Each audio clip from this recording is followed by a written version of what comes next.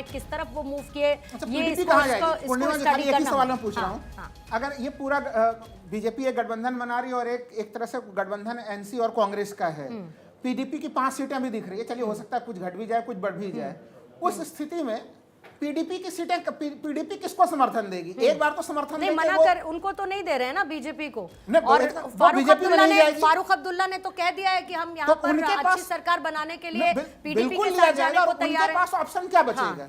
तो इसलिए देखिए अभी वहां के समीकरण में अगर आप देखें तो पीडीपी को अभी हम लोग बिल्कुल खारिज नहीं कर सकते, उनकी भी एक बड़ी महत्वपूर्ण भूमिका होगी आगे बनने वाले सरकार में जो है 5 सीटों के साथ नेशनल कॉन्फ्रेंस कांग्रेस के साथ बिल्कुल हो सकती, क्यों नहीं हो सकती? सारी संभावनाओं में हो सकती है। फारूक अब्दुल्ला साहब ने उसको लेकर कह ही दिया है। जाधव साहब जल्दी से आपसे एक प्रतिक्रिया लेने से पहले बड़ी खबर इस वक्त बता दूं, देखिए पलवल की सभी सीटों पर इस वक्त कांग्रेस आगे चल रही है। इसी के साथ खबर क्या है, जम्मू कश्मीर चुनाव को लेकर टाली ऊपर इस वक्त आपको नजर आ रही है। जम्मू कश्मीर को लेकर भी 31 पर बीजेपी, 36 पर एनसी है। नेशनल कॉन्फ्रेंस 46 सीटों पर इस वक्त अपडेट ये है कि नेशनल कॉन्फ्रेंस 46 सीटों पर इस वक्त आगे हो चुकी है और ये बड़ा लैप है जो अभी नेशनल कॉन्फ्रेंस ने कवर किया है। कांग्रेस और नेशनल कॉन्फ्रेंस को अगर आप देखें तो बहुत मजबूत स्थिति में 46 सीटों पर इस वक्त ये दोनों ही पार्टियां, दोनों का कोलिशन इस वक्त नजर आ रहा है। देखिए 36 पर जेकेएनसी है, कांग्रेस 6 पर है, इसको आप मिला लीजिए। बीजेपी 31 पर इस वक्त नजर आ रही है। कांग्रेस नेशनल कॉन्फ्रेंस को अगर आप मिला के देखेंगे तो फिर 46 सीटों पर इस वक्त वो आगे चल रही है। जाधव साहब 2 लोगों को भेज दिया गया है इस वक्त आपने जम्मू कश्मीर के लिए, तो तैयारी क्या? देखिए हमेशा से भाजपा अनडेमोक्रेटिक रही है। हमारा ऑब्जेक्शन तो राज्यपाल नियुक्त 5 सदस्यों पर कांग्रेस ने उठाया है। हमारे आवाज बढ़ाएंगे थोड़ा नेता केसी वेणुगोपाल जी ने इसके ऊपर कंप्लेंट भी की है। दूसरी बात मैं आपको बता दूं कि हम पूर्ण बहुमत की सरकार वहां जम्मू कश्मीर में बनाने जा रहे हैं। पहले पॉइंट पर रहना चाहती हूँ कांग्रेस, मैं आपके पहले पॉइंट पर सर रहना चाहती हूँ। मैं पहले पॉइंट पर इसीलिए रहना चाहती हूँ क्योंकि अब मुझे एक चीज नहीं समझ में आ रही। आप लोग लगातार बोल रहे हैं इसको अनएथिकल है या संवैधानिक है, ऐसा नहीं करना चाहिए। अरे एलजी के पास अधिकार है ऐसा करने का। पुडुचेरी विधानसभा की जो उसका प्रोसेस है, जो उसका फॉर्मेट है, ठीक वही फॉर्मेट यहाँ का भी है। वहां 3 है, यहाँ पर 5 है। रिप्रेजेंटेशन का मामला है और ये अधिकार देता है एलजी को। देखिए मैं इस पे ज्यादा बहस नहीं करूंगा। हाँ। ये इसके ऊपर प्रश्न चिन्ह खड़ा किया है हमारे नेता ने, तो उस आधार पे बोल रहा हूँ अनडेमोक्रेटिक है। दूसरी बात मैं बता दूं कि अगर एलजी के 5 जोड़ते हैं तो बहुमत के लिए 48 का आंकड़ा वहां पे चाहिए सरकार बनाने के लिए, और कांग्रेस और नेशनल कॉन्फ्रेंस निश्चित तौर पे वो आंकड़ा छूने जा रही है। हाँ। दूसरी बात, भाजपा घाटी में कोई उम्मीदवार नहीं दिया है, इंडिपेंडेंट के भरोसे पे लड़ रही है, उनको रसद पहुंचा के ये कर रही है, तो वहां पे कोई खास ये नहीं हो रहा है उनका। जो इंडिपेंडेंट के भरोसे पे भाजपा थी वो उनका कोई चाल इस बार चलती नजर नहीं आ रही है। तो कहीं ना कहीं जाधव साहब अब इंडिविजुअली 6 सीट पर लीड कर रहे हैं अभी, जो रही पॉलिसी को लेकर इंडिविजुअली जाधव साहब आप सिर्फ 6 सीट पर लीड कर रहे हैं।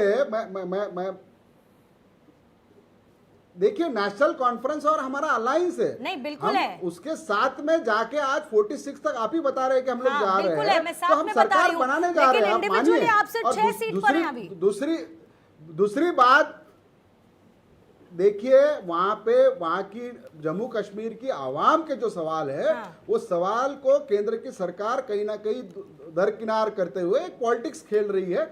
वो पॉलिटिक्स से उभर कर वहां के जो विषय है, वहां एप्पल जो फार्मर्स है उनकी जो परेशानियां है, वहां का टूरिज्म है, उसके ऊपर बात करने वाली सरकार वहां की जनता चाहती है, और वही वहां की जनता बनाने जा रही है। हम ये अनडेमोक्रेटिक अनकॉन्स्टिट्यूशनल वे को कैसा बाईपास करे, उसके लिए जरूरत पड़े तो हम पीडीपी के साथ भी जाएंगे और एक मजबूती से डेमोक्रेटिक सरकार वहां देंगे।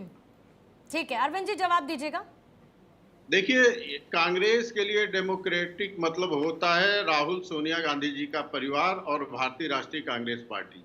अभी हमारे मित्र राहुल लाल जी तर्क दे रहे थे। राहुल लाल जी आपको बहुत बहुत धन्यवाद। वो सारे तर्क जो कांग्रेस के पक्ष में जाते हैं उसके साथ मजबूती से आप खड़े रहते हैं। देखिए पूर्णिमा जी, मैं तो यही कहना चाहता हूं कि 90 सीट है और 5 एलजी करेंगे 95, उसमें से 48 जिस पार्टी को भी बहुमत मिलेगा विधानसभा में उसकी सरकार बनेगी। इसमें लोकतंत्र के हार और जीत की बात नहीं अरविंद होती जी, है। उस संख्या पर भारत जाते की हुए किसी आप दिखाई राष्ट्रीय कहाँ पार्टी दे रहे की हैं? सरकार बने, अरे वो संख्या लेकिन पर ये आप जाते हुए दिखाई नहीं दे रहे हैं ना। राहुल कि गांधी सुन ले। आपको बहुमत मिलता है तो लोकतंत्र जीत जाता है, और आप नहीं जीत पाते हो तो लोकतंत्र हार जाता है। नहीं, आप चीजों को हारते गलत हो रूप तो में प्रस्तुत ईवीएम कर पे रहे हैं। राहुल सवाल गांधी सुन उठाते लेते हो, हैं पहले, और सुन जीत जाते हो तो ईवीएम सही रहता है। मुझे लगता है भारत के राजनीति में इस दोगली मानसिकता से ऊपर उठना चाहिए। और दूसरा, जिस अरे थोड़ा कांग्रेस जनता के पार्टी ने जनादेश का आपात सम्मान भी कर लगाया लिया हुआ, राहुल कीजिए। लाल जी सुन जिस लेते हैं कांग्रेस उनको, पार्टी पहले ने सुन लेते हैं, वो बहुत पद्दू सुन चेर- लेते हैं, मैं सुन बोल लेते नहीं पाऊंगी, ये क्या तरीका है आप बीच में बोल, मैं स्टूडियो में नहीं हूँ। राहुल लाल जी, ये डेमोक्रेटिक तरीका है क्या? मैं चुप हो जाता हूँ। बोलिए अरविंद जी। मैं बाहर से डिबेट कर रहा हूँ, मैं अरविंद जी बोल रहा हूँ, बोलने भी आप नहीं देंगे और लोकतांत्रिक मूल्यों की संरक्षण की बात करेंगे तो आप बात रखिए, मैं चुप होता हूँ। ऐसे ठीक है। डिबेट होगा क्या? अरविंद क्या जी मुझे बोलिए। बोलने का भी अधिकार नहीं है? अरविंद अपनी जी बात बोलिए। रखने का भी अधिकार नहीं है? अरविंद क्या जी हम बोलिए। इस तरह से डिबेट करते हैं क्या? अरविंद जी बोलिए, बात करिए ना सर। जी, बोलिए। केवल पूर्णिमा जी 2 लाइन में समाप्त करूंगा। हाँ। किसी की भी सरकार बने, हमें जनता को धन्यवाद देना चाहिए। जिसका भी विधानसभा के फ्लोर पे बहुमत होगा उसकी सरकार बनेगी, लेकिन इस दोहरी मानसिकता से ऊपर उठना चाहिए कि कोई व्यक्तिगत पार्टी, कोई विशेष पार्टी चुनाव हार जाती है तो लोकतंत्र समाप्त हो जाता है, और कोई पार्टी चुनाव जीत जाती है तो लोकतंत्र की विजय हो जाती है। भारत के जनता के हाथ में इतनी ताकत है और इतनी जिज्ञासा है, इच्छा शक्ति है कि किसी की हैसियत नहीं है कि भारत के ठीक है। लोकतंत्र। ठीक है साहब, आती हूँ आपके पास। जुलाना से देखिए अभी खबर क्या है। जुलाना सीट से इस वक्त की बड़ी खबर ये मिल रही है कि कांग्रेस अब पीछे हो गई है। जुलाना सीट से विनेश फोगाट पीछे हो गई हैं। अभी तक शुरुआती राउंड में विनेश फोगाट लीड कर रही थी। अभी जुलाना से चुनावी मैदान में उतरी विनेश फोगाट अभी पीछे चल रही हैं। कांग्रेस पीछे चल रही है जुलाना सीट से। हालांकि ओवरऑल अगर आप देखेंगे तो हरियाणा में कांग्रेस की स्थिति बहुत मजबूत इस वक्त नजर आ रही है और बहुमत से भी आगे बढ़ चुकी है। इस वक्त 68 सीटों पर आपको कांग्रेस लीड करती हुई नजर आएगी। बीजेपी 16 और बीजेपी का ये जो रुझान का आंकड़ा है ये भी कम हुआ है लगातार। 16 पर अभी इस वक्त बीजेपी है, कांग्रेस 67 पर इस वक्त आपको नजर आ रही है। सबसे बड़ी बात, जो जिन छोटी पार्टियों की, जिन क्षेत्रीय पार्टियों की हम बात कर रहे थे, किंग मेकर की भूमिका में नजर आएंगी, वो अभी शून्य से ऊपर नहीं। जैसे कि आम आदमी पार्टी जेजेपी अभी शून्य पर अटकी हुई है और अन्य के पास 6 सीटें हैं। जल्दी से राहुल लाल जी अपनी बात को पूरा करिएगा, फिर आदित्य आपके पास आते हैं। देखिए, मैं यही चीज कर रहा था कि 48 चाहिए बहुमत के आंकड़ों के लिए, तो 48 के समीप कौन दिख रहा है? मैं मान लिया, चलिए मैं तो अभी उस संवैधानिक डिबेट में जा ही नहीं रहा हूँ नहीं कि तो वो- उसकी अब आपको जरूरत नहीं है ना जाने की, क्योंकि आप 48 के करीब हैं। मैं नहीं वही तो गए कह रहा हूं होते कि- तो आप उसी डिबेट में जा रहे होते। नहीं, वो देखिए, वो अभी उसके ऊपर भी चर्चा कर लेंगे बाद में, लेकिन अभी चूंकि घटनाएं बहुत तेजी से अलग अलग घटनाएं आगे बढ़ रही हैं, तो देखिए वहां पे अब लगातार एक सवाल खड़े किए जा रहे हैं कि भाई कांग्रेस की कितनी सीटें हैं। कांग्रेस की सीटें कम है तो कांग्रेस तो गठबंधन के साथ चुनाव लड़ रही है, और मैं डे वन से ही कह रहा था कि national conference single largest party बनेगी और वो चीजें एकदम लगातार मजबूती से नजर भी आ रही है। वो तो